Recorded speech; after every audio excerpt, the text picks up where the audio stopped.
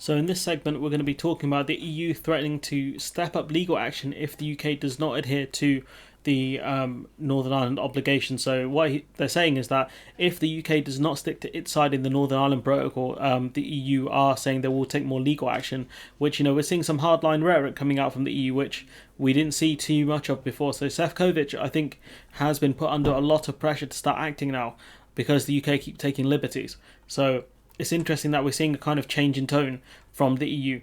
So the article goes to say the European Union urged London on Tuesday to consider a Swiss-style veterinary agreement with Brussels on agri-food to end a post-Brexit sausage war row over certain goods moving between Britain and NI. So the solution, for the most part, for the chilled meat stuff is to get an SPS agreement, a Swiss-style SPS agreement where we have alignment, not equivalency. The UK won't take that. Also, Starmer is backing the equivalency thing, but we'll get to Starmer when we get there.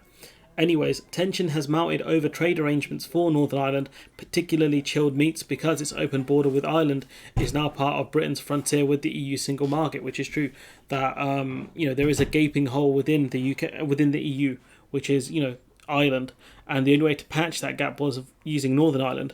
But the problem now is that if anything happens to Northern Ireland via the Northern Ireland Protocol, what that means is there is that gaping big hole within the EU.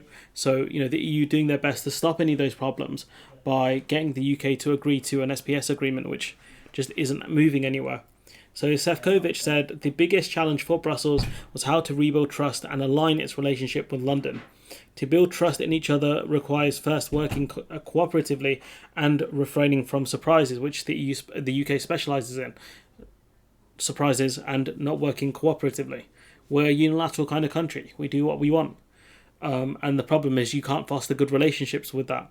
So in response, Sefcovic saying, we were forced to launch an infringement procedure, legal action, and without satisfactory steps by the UK to remedy those measures, we have no choice but to step up legal proceedings, he told the conference. So he was saying, look, you made us do legal action, you keep doing this, we're going to keep taking legal action. So the problem that Sefcovic has is legal action takes months. We're talking, I think the EU took legal action, I'm going to say April. And they won't, that's not going to be resolved till September, October. So you're talking about, 7 months, 6-7 months, which is way too long. So the EU are in a situation where, yes, they're going to have to take legal action, but because it takes such a long time, that's an issue in terms of retaliation. I think what they will do is if the UK starts messing around again, they might start suspending bits of the Northern Ireland Protocol, which, that's when things will get really spicy. But yeah. Mention that Britain also accused the EU of an overly legalistic interpretation of the Northern Ireland Protocol. Again, they use these phrases, but they never explain what they mean. So, if I was one of these journalists, I would ask them, what does legalistic interpretation mean? Because generally, doesn't sound like a bad thing, interpreting the law in a legal way, like, as an expert would, or someone who works within the field. So, if I was a journalist, I would ask them what overzealous, purist, and all the other buzzwords they use. I would ask them. But yeah, Sefcovic said legal steps over the protocol was not the EU's preferred option, and that an agreement last week to a 3-month extension for free movement of chilled meats into Northern Ireland signalled its willingness to find pragmatic solutions, and the EU are asking the UK to kind of reciprocate with goodwill and come to the table with actual agreements that the EU can agree to. Sefcovic saying a longer-term solution to avoid SPS checks for agri-foods ranging from live animals to fresh meat and plant products could be along the lines of an agreement with the EU has with Switzerland, so a Swiss-style deal, which would get rid of I think it's 80 or 90% of the checks between GB and NI. This is a good option here, but the UK keeps saying no. Could be because we're chasing unicorn deals, but who knows.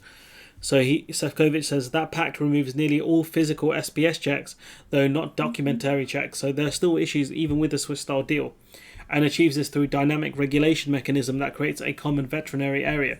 So this would basically mean that the two countries have to keep level playing fields. When the EU raises standards, the UK also has to raise standards. That's why you agree to such a deal. Sefcovic says this could be negotiated quickly and would address many concerns. The UK continuing to apply EU SPS rules would do away with a vast majority of checks in the Irish Sea and would not require checks elsewhere, say Northern Ireland. It's funny that Sefcovic has been saying this for like 6 months now, and no one's actually listening to him.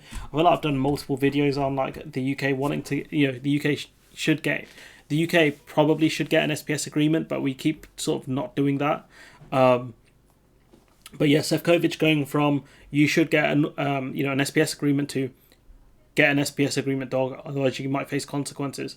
That's kind of the thing that he's going for, because without an SPS agreement, we're going to have to do a lot of checks in the Irish Sea. The UK can't do all of these checks because we don't have the staff or the border facilities, which means that we break the Northern Ireland Protocol, sort of our commitments, and then the EU are like, oh, can you fix it? And the UK are like, maybe someday soon, possibly, and then the EU are like, we might have to take legal action, and then the UK are like, oh, that's not fair, you guys are being purist and mean and blah blah blah, and the cycle continues. The UK keeps refusing on doing what it's meant to do.